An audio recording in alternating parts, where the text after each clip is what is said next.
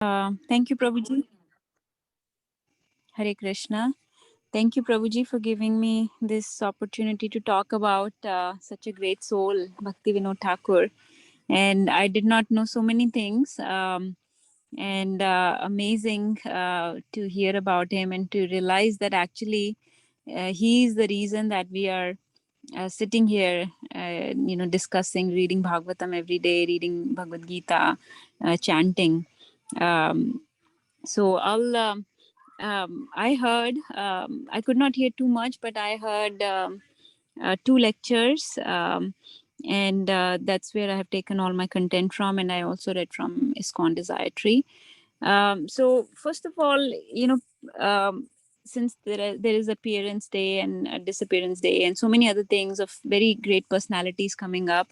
Tomorrow is Srila Haridas Thakur's Disappearance Day. So important to know why we are talking about them. uh, Everybody thinks, okay, we are talking about Krishna and his pastimes, his name, forms, qualities. Is that not enough? Why do we need to talk about the other acharyas or the other great personalities? So I just wanted to touch a few points about that, so that when you hear about them, you will feel more engaged, and over the next few days when other devotees are presenting, you will feel actually fortunate and not think that, oh, we are just wasting our time doing this. So, you know how in Bhagavad Gita, Krishna says that Bahunam Janmanamante Jnanavan Mam Prapadyate Vasudev Sarvamiti Sa Mahatma Sudurlabha. Right? So it is very rare fortune to come across. Sorry, Prabhuji. Sorry, Prabhuji Vardhan. So it is such a rare fortune to hear about Krishna, to realize that Krishna is the supreme personality of Godhead, to realize that Vasudev Sarvamiti. And then it is very, very some, so many people have heard about Krishna, so many people have heard about Krishna's pastimes, but it is very, very rare opportunity to hear about these great Vaishnavacharyas. And we know that it is only through the mercy of Vaishnavas that we get Krishna, right? They carry Krishna in their heart. So, and we know that Krishna resides only in Vrindavan. So that means these Vaishnavas are nothing but Vrindavan themselves.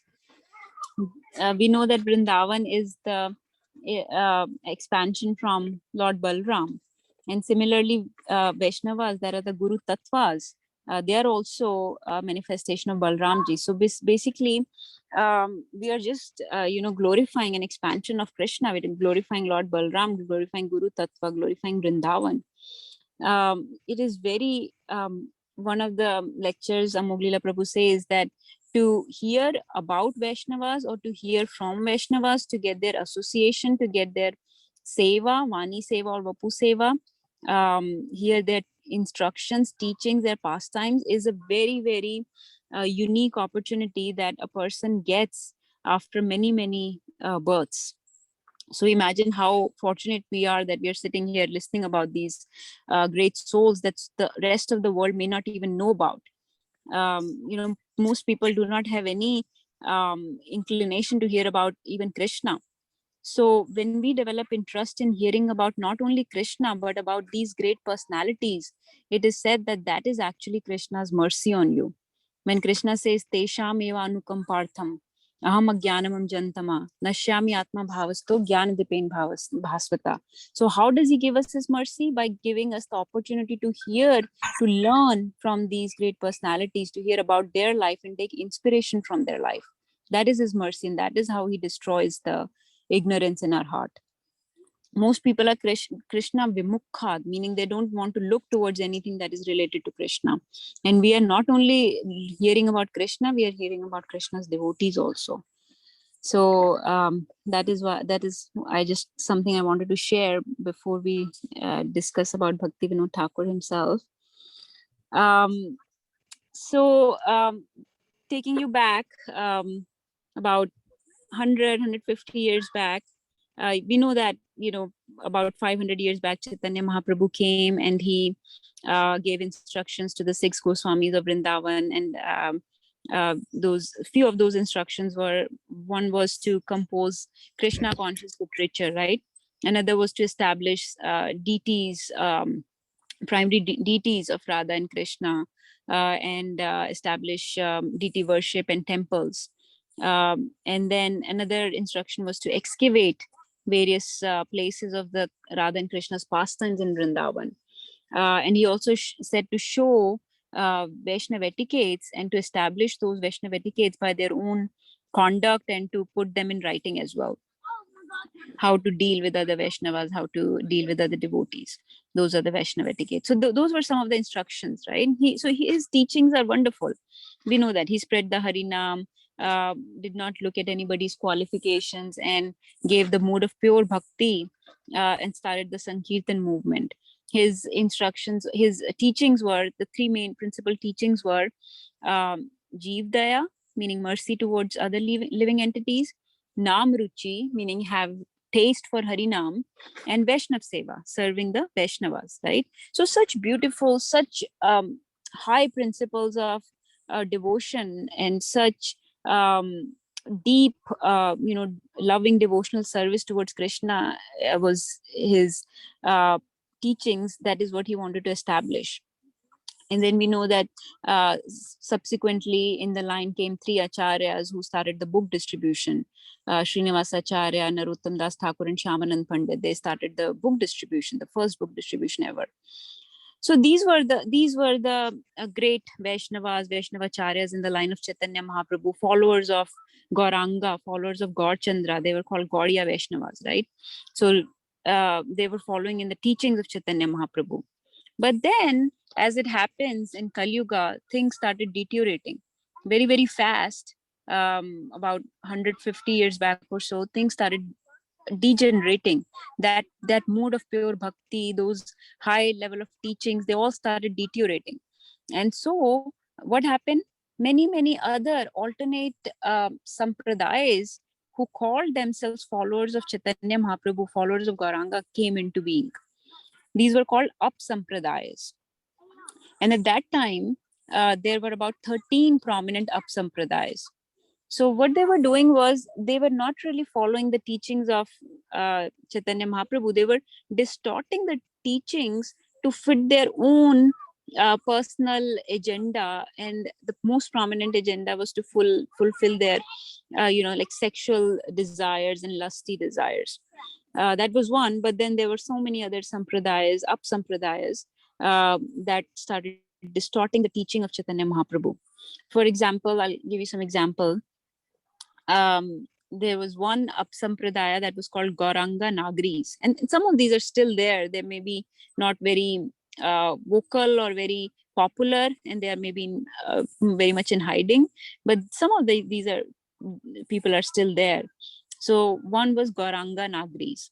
These people said that Chaitanya Mahaprabhu, came as a devotee, or Krishna came in the mood of devotee as a sannyasi, and so he did not get to dance with the gopis. So they said we have to fulfill that desire of Chaitanya Mahaprabhu by dancing with the gopis ourselves, as we are his representatives. So in this way they polluted the teachings, the such high standard teachings of Chaitanya Mahaprabhu, by just engaging in various misconducts with other people's wives, saying that we are fulfilling the innermost desires of Chaitanya Mahaprabhu. These were called Gauranga Nagris.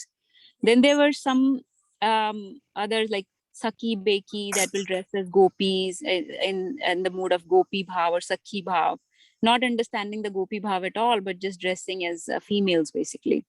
And in this way, there were other sampradayas that were concocting different ideas and singing in local languages, different kirtans in public, calling it Sankirtan, but spreading very mixed up ideas about Chaitanya Mahaprabhu's teachings, and people will believe in this, thinking that these are okay Gauranga followers, this is what Gauranga has taught. Then there were Jati Gosai, who were basically Goswamis, not not really in control of their senses at all, but just Goswamis by birth, and they were called Jat Gosais. We've heard about Prakriti Sahajiyas many times. So many of these unauthentic sects came up sampradayas came up, who polluted the teachings of Chaitanya Mahaprabhu. So in this way, so much illicit sexual conduct was going on, nonsense ideas were propagating. And then on top of that, not only this, but on top of that, these upsampradayas were popular. Then there were these other Hindus who are non-Vaishnavas, like for example, the most prominent historians at that time were Raja Ram Mohan Roy or Ishwara Chand Vidyasagar. They started establishing their own kind of societies and samaj, completely non-Vaishnav, not following the teachings of Bhagavad Gita kind of ideas like Brahm Samaj and other samaj like that. So other non-Vaishnav Hindus were also destroying the such ancient knowledge and uh, teachings blatantly. And on top of that, Britishers took over. Britishers' rule was very prominent at that time. And they slowly and very intentionally, deliberately started destroying the Hindu culture, the ancient Vedic teachings, calling them mythology, and polluting in the minds of educated Indian people, that how telling them this is all myths and fiction and this is not true. And basically the whole Vaishnav Samaj was ripped. The threads of the Vaishnav Samaj was completely ripped by these kind of uh, influences of so many people, so many societies, and so many other influential people. In this way, there was basically, imagine, complete darkness as far as the teachings, real mood of devotion is concerned, the real loving service towards Radha and Krishna is concerned, the ancient teachings of Vedas and Bhagavad Gita is concerned, Bhagavatam, everything was lost, complete darkness. And you know that Krishna says that when there is a dharma, right, he comes. So now he does not need to come every single time to establish. He came as Chaitanya Mahaprabhu to establish the proper conduct and religion and gave his teaching. So this time he sent his representative. And he does that every so often. Kali Yuga, the power of Kali Yuga is so strong that things get polluted and degenerated very, very fast. Um, uh, Unfortunately, bad influence and bad people propagate much faster than the good ones. And this actually happened at that time. There were so many Vaishnav devotees, actually they were there, but they were not really teaching. They were in sannyas or following a lot of austerities, but not really teaching or spreading the message of Chaitanya Mahaprabhu. So they were silent, and other non-Vaishnav influence was very strong. So a lot of darkness, right? And in that time, Krishna sent his representative, his eternal associate, his this great soul, whose birth name was Kedarnath Datta. This is the birth name of Srila Satchidanand Bhakti Vinod Thakur. His initiated name was Satchidanand Bhakti Vinod Thakur, but his birth name was Kedarnath Datta. And he appeared in the Nadia district of West Bengal in 1838. So 1838, and in a very wealthy family. He was born in a very rich family, and from the very young age, he showed the signs of a very intelligent person, very culturally elevated person. Imagine that at the age of 2 he started writing poetry. And when he turned 6, he was already teaching Ramayana and Mahabharata to whoever will hear from him, to people around. And he was reading a lot. He was very curious, very, very intelligent as a child. And he was exploring his creative skills. And by the age of 9, he had already read a lot of books, and he had even completed the study of astrology. And he put them aside. He put all those aside, saying that there is really no taste in this. What is the taste in astrology? Nothing. So this is not giving me enough. So in this way, he kept exploring and growing. And and this is month of Bhadra going on. So he was born in the month of Bhadra on Trayodashi Tithi in Shukla Paksh, and by English calendar, his birth date is actually 2nd September 1838.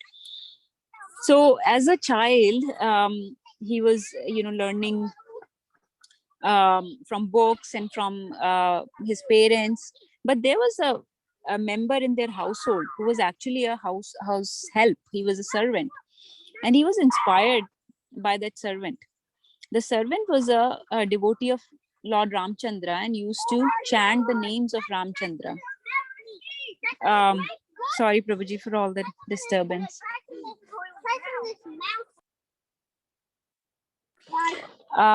So two small events happened that told Bhaktivinoda Thakur how Harinam is so strong. Two important events happened. One event was, and I'll go into this very quickly. One event was that in their village there was a tree that was. Can you please not?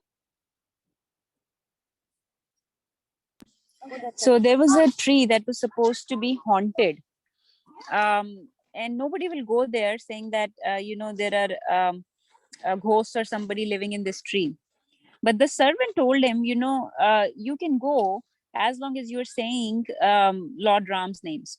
And Bhaktivinoda Thakur was very curious. So he went there and he was just chanting the names of Lord Ram. And he stayed there the night and he realized no ghost, nothing came. So he said, okay, this Harinam is very, very powerful.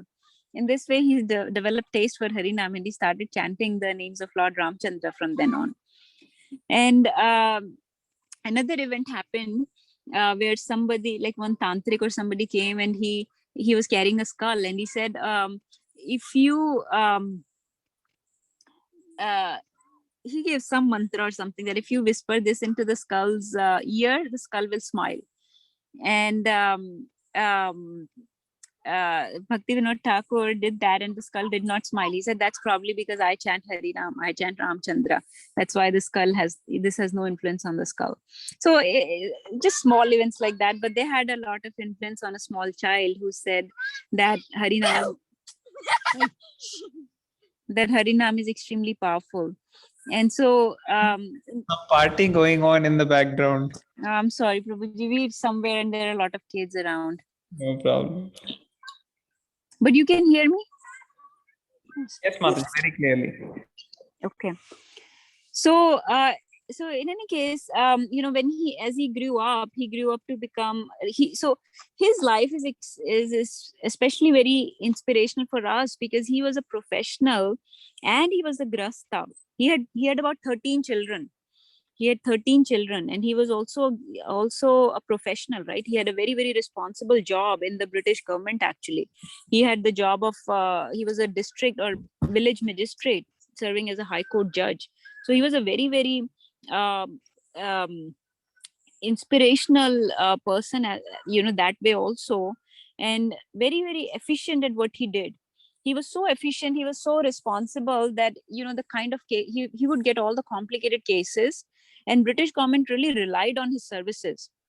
And we've heard this before, that they actually really valued him a lot. They built a train track directly to his house, reaching up to his house. He had won their confidence. He had won the confidence of Britishers so much that they really, really valued his services. And so and he was very, very good at his job. His command on English was very strong. He was so well read. So he got along well with the people. He was very humble, very tolerant of again, in the line of the teachings of Chaitanya Mahaprabhu. Very, very simple person, very, very simple living, but high thinking. And in this is something to learn from him. And actually Prabhupada also displayed that in his conduct, in his dealings, that Bhaktivinoda Thakur would always maintain good relationships, not only with his family or with people around him in the village, but also with people that were on the high or powerful positions, like even in the British government. He had very strong relationships there. He made friends with these so-called materially powerful people. In so that anything he wrote, British government published it. in this way he was able to publish more than 100 books on Krishna conscious literature. And we saw that in our His Divine Grace Bhaktivedanta Swami Prabhupada, that he maintained good relationships wherever he went. And that is important. We should use everybody's whatever skills they have. And if somebody is materially powerful, then they can also serve. They may not realize this, but they can also serve Krishna in this way. So he utilized their position and their power and to spread the Harinam, to spread the Krishna consciousness.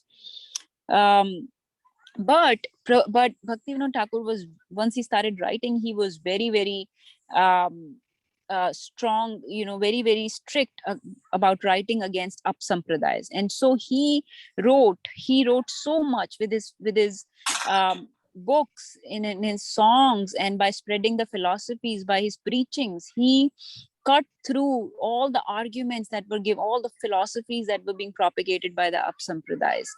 So single-handedly, one person army, he wrote 100 books, wrote numerous songs, and we are familiar with so many of his songs. We sing almost daily some songs, like Vibhavari Shesha or Hey Gopinath, Kali Kukur Khadan, so many songs he wrote. Bhuliya Tomar, that Rakshita Mataji likes to sing so beautifully. He expressed his heart, his devotional service, his mood of bhakti, the teachings of Chaitanya Mahaprabhu, teachings of other acharyas of the 6 Goswamis, everything through those songs and through his books. And he basically ripped apart the upsampradayas. They had no standing against him. They would tremble just hearing the name of Kedarnath Datta. That if Kedarnath Datta is around, we cannot spread our nonsense. So not only was he so influential, so powerful with, in his position, as a magistrate, and he used that influence to spread the true teachings of Chaitanya Mahaprabhu. All those cobwebs of ignorant knowledge that the upsampradayas had spread, he completely cut through those. So he fought against those upsampradayas by writing so many articles. He would even publish articles at that time. And 2 of his books are very prominent about, since he was so influenced by the Harinam as a kid, the 2 most prominent works that he wrote were actually about the glorification of Harinam. So he wrote Harinam Chintamani, and the other work was called Bhajan Rahasya. Bhajan Rahasya is a more advanced book, but Harinam Chintamani is considered that something somebody neophyte can also try to read.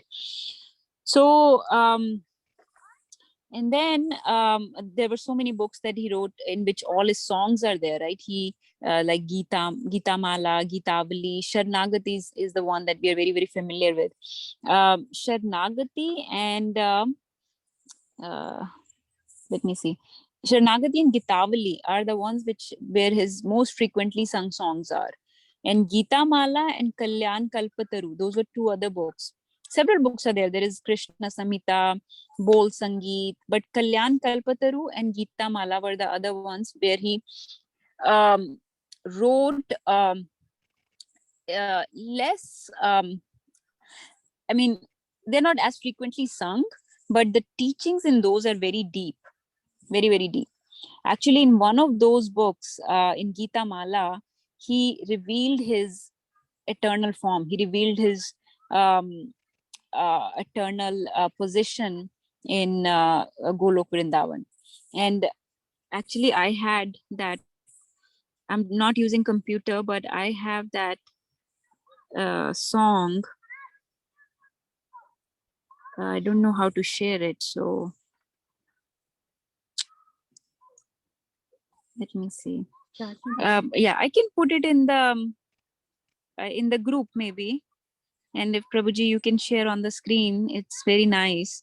And I'll tell you meanwhile what it says. Okay, I shared it in the ISKCON Lansing group.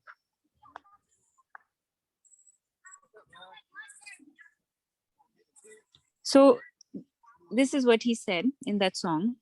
He said that I am the maid servant of Radharani. I'm just paraphrasing it. I'm the maid servant of Radharani. I'm 12 and a half years old. My complexion is just like lightning. Um, I wear a sari or clothes with twinkling stars, and I like to live in Swananda Sukhda Kunj of the within the abode of Swananda Sukhda Kunj in Golok Vrindavan. And my name is Kamal Manjari. So he is one of the Manjaris, one of the followers of basically Roop Manjari, who is none other than Roop Goswami. And best among the followers of Roop Manjari is Kamal Manjari. So he's revealing his identity in that song. And that is his mood of a servant of Radharani.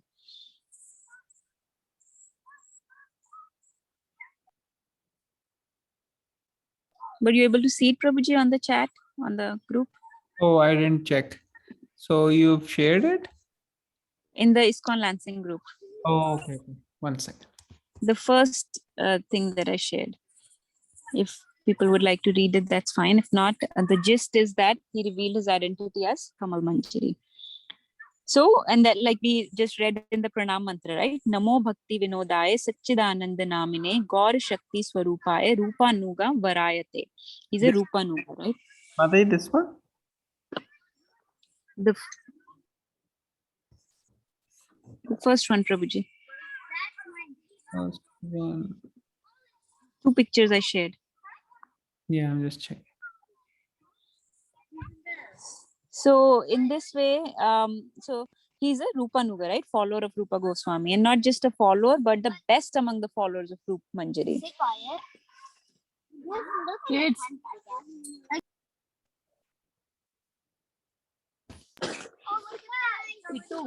Okay.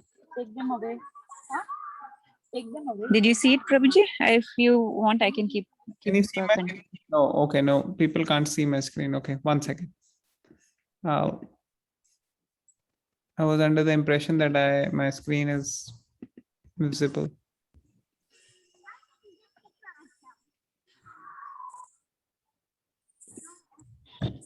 So that's his position as a Rupa Nuga, and his name, like I said, Satchidananda Namini, Gaur Shakti Swarupai. So he came as Gaur Shakti. He was the strength that of Chaitanya Mahaprabhu, by which he could start the Chaitanya Mahaprabhu's movement again. Basically, the movement had gone completely, it had completely stopped. Everything had failed. And so he came to rekindle it. He came to restart it. So his life was exemplary. He was exemplary, as a father, as a professional. We know that he gave us our next Acharya, Srila Bhakti Siddhanta Saraswati Thakur Maharaj, and who taught our Bhakti Vedanta Swami Prabhupada, right?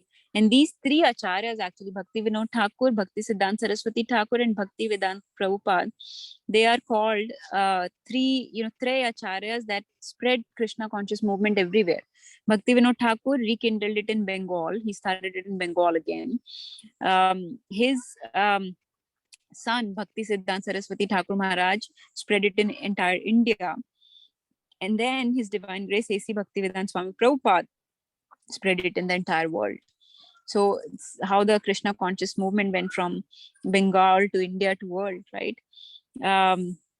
So you understand now why we talk about Prabhupada all the time. But imagine if Bhaktivinoda Thakur had not restarted it when all these upsampradayas were taking over, when British rule was at its peak, when all these other so-called Hindu historians were writing bogus things, and at that time Bhaktivinoda Thakur had re-established the teachings of Chaitanya Mahaprabhu and spread it in Bengal, and then from there on it went all over world by Prabhupada. So and this was just with the help of his prolific writings, and he's a Mahabhagavad Vaishnav. But Prabhuji has shared this on the screen. You can see the translation of this song. This is the song in which he revealed his true identity as Kamal Manjari. Some other things I just glorify some of the other things. We've already learned so much about so many things from his life, but another things that he's glorified about is his very strict daily schedule, right? We have heard about this before, how he used to maintain a very rigid schedule, and that is why, even being a grahastha and despite being a professional, such a busy person, he was able to write so many songs and books and so many things.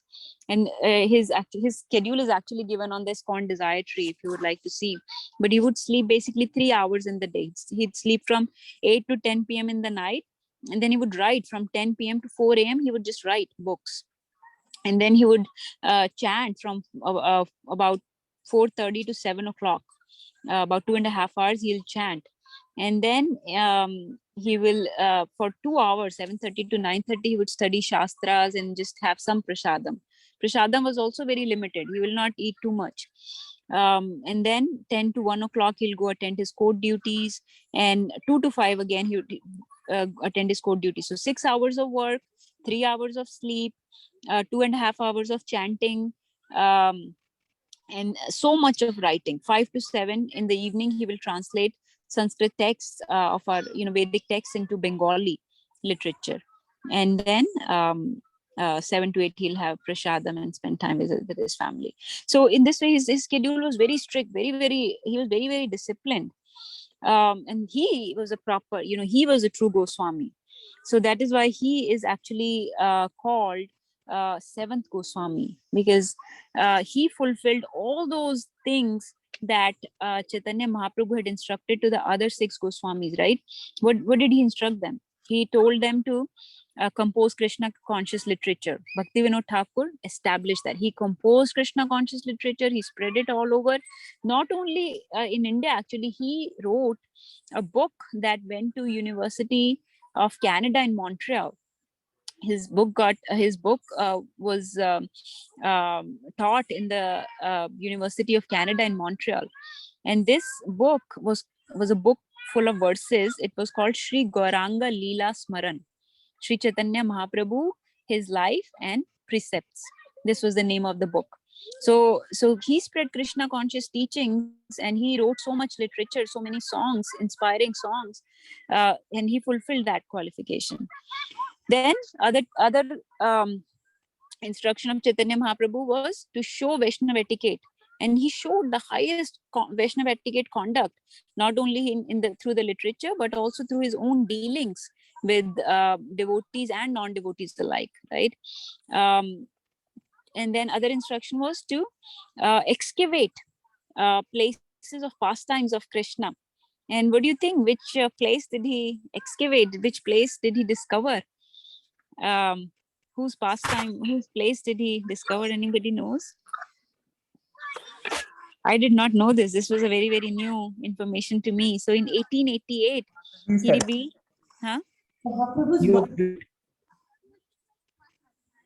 Mataji saying something? Lord Chaitanya Mahaprabhu's birthplace.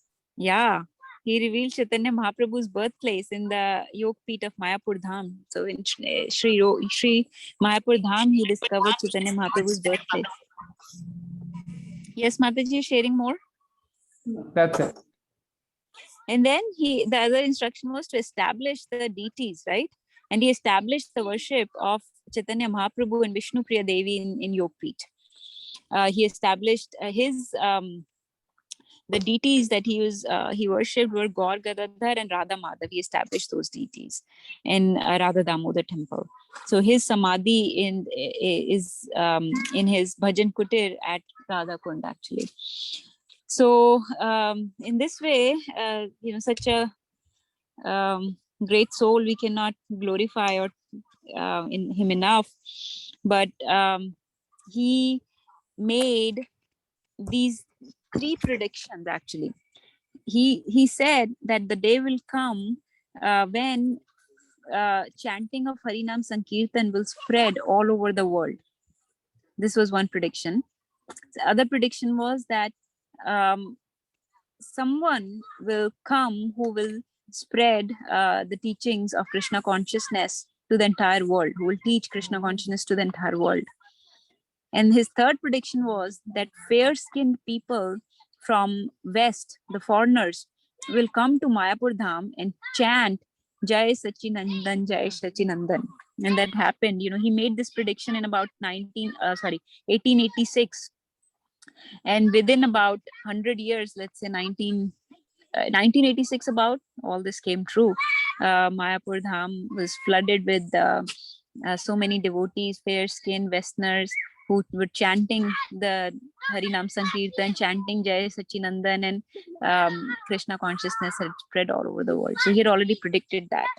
And he wrapped up his pastimes in 1914. So this is all I have to share about him, Prabhuji. But Shri Sachidanand Bhakti Vinod Thakur ki Jai. Jai. Thank you, Mataji. Thank you so much. You shared so beautifully. It was so helpful. Any devotees would like to ask any questions from Mataji? Such an extraordinary presentation.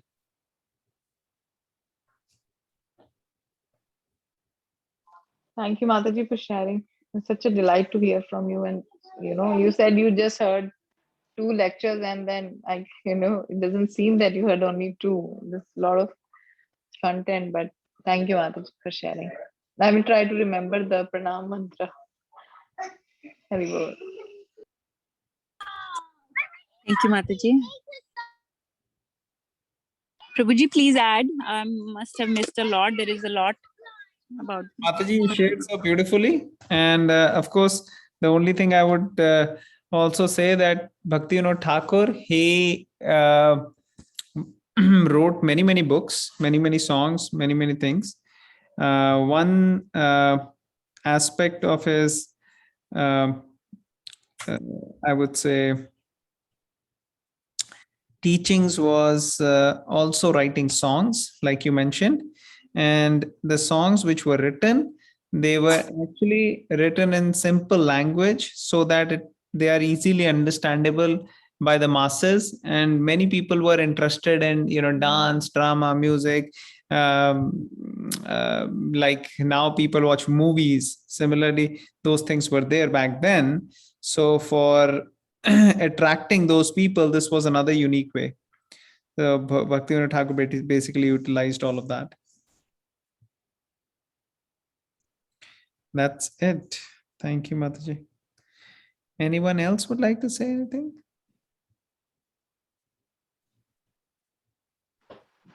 Prabhuji, I shared a song that you wrote in English about Srila Haridas Thakur. I shared it on the group. Oh, thank you, Mataji. Thank you for sharing.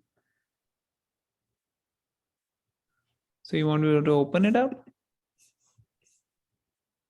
If you want to read, Prabhuji, then yeah. Or if you wanted to read this song, then. Mataji, why don't you read? I have not read this before, so. Okay, sure, Prabhuji. So this is Bhakti Vinod Thakur writing in glorification of Srila Haridas Thakur. O born of Muslim parents Haridas and trained in youth in Muslim creed, thy noble heart to Vaishnav truth did pass. Thy holy acts thy candor plead. Is there a soul that cannot learn from thee? That man must give up sect for God, that thoughts of race and sect can never agree with what they call religion broad. Thy love of God and brother soul alone, bereft thyself of early friends, thy softer feelings oft to kindness prone, led on thyself for higher ends.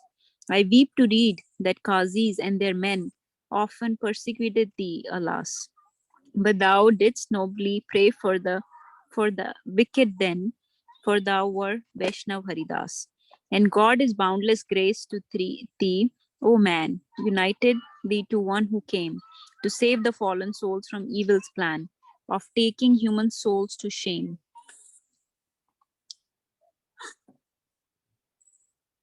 And he it was who led you all that came for life eternal, holy, pure, and gave you rest in heaven's endearing name and sacred blessings ever sure.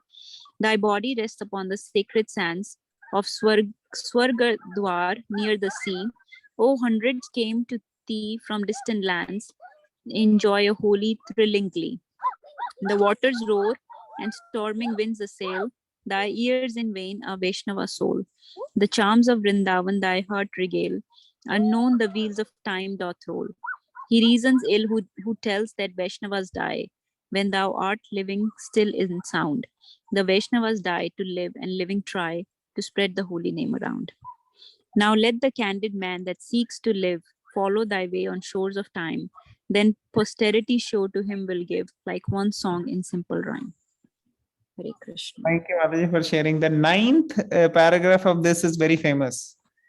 He reasons ill who tells that Vaishnav die, when thou art living still in sound. The Vaishnavas die to live, and living try to spread the holy name around.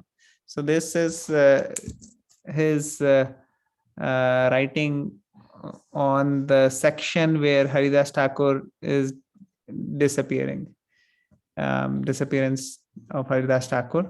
On that, this is comment. Thank you, Mataji, for sharing.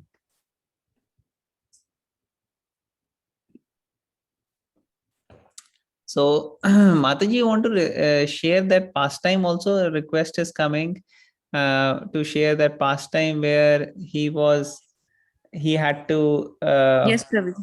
Yeah. Okay. You probably know all the details. I'll share briefly, Prabhuji, if that's okay. Yes, Mataji. Anyways, it's 9 o'clock. So just if you can share. Yes, Prabhuji. So at that time, we know that, Kedarnath Datta, he's a magistrate. But there was this yogi, like a mystic yogi. His name was Brij Kishan, I think. Brij Kishan? Is that right? Something like that. Brij Kishan. He was saying he was very powerful in many mystic. He had many mystic powers, right? And he was saying that I am Krishna, I'm God. So in this way, he had his own followers, and he was spreading wrongly saying that I'm God, right? So when Bhaktivinoda Thakur heard about this, he confronted him and had him captured by the officials and had him put into the jail. When he was put into the jail, that mystic yogi cursed or used his mystic powers and told Bhaktivinoda Thakur that you and your family will get really sick. So when the and that happened, his I believe his daughter, Bhaktivinoda Thakur's daughter, got really sick. He himself got really sick, and he knew that this is because of the powers of that mystic yogi. I mean, no doubt that he had powers. They're mystical powers, which are all material powers. They are not spiritual. That does not make him God. And with great austerity and various knowledge of this type of yoga, these mystic powers can be earned by somebody. But so Bhaktivinoda Thakur stood firm in his conviction that we cannot spare this person who's spreading wrong information. And that was actually Bhaktivinoda Thakur's main that he wanted to cut out these kind of bad influencers who in the name of God were spreading wrong things about Krishna or about God in the society. He wanted to cut these kind of elements, bad elements out. And so he stood very firm that I will not let this person go. And so despite him getting sick, his family getting sick with the powers of this mystic yogi, he stood firm, and the person was kept in the jail. And eventually that person actually left his body while he was in the jail. And but this pastime is actually very, very popular and displays how Bhaktivinoda Thakur was so strict against these upsampradayas and these kind of people. Prabhuji, please add. I don't know too many details. Yes, Mataji, thank you so much. You shared very nicely. So exactly, this is the problem with many of these mystics. They actually misguide people and start doing all nonsense things. And poor people, they are not sure what to do. and they just believe them as God. And that really is going on even till now. That's why we come across so many dhongi, so-called spiritual guru or so on and so forth, who are actually not guru, because guru cannot be bogus. So, so this man who was caught, Bhaktivinoda Thakur actually himself went and caught him, and he had told exactly how this is going to have problems to him, and he did have similar things. Even Bhaktivinoda Thakur had health issues, but later they found his actually powers were in his hairs. So they were able to cut off his hairs, and then he lost his powers, and then finally, Bhaktivinoda Thakur was able to save so many people from this bogus person. Thank you, Mataji. Thank you so much for sharing this. Okay, great. Anybody else want to make any final points?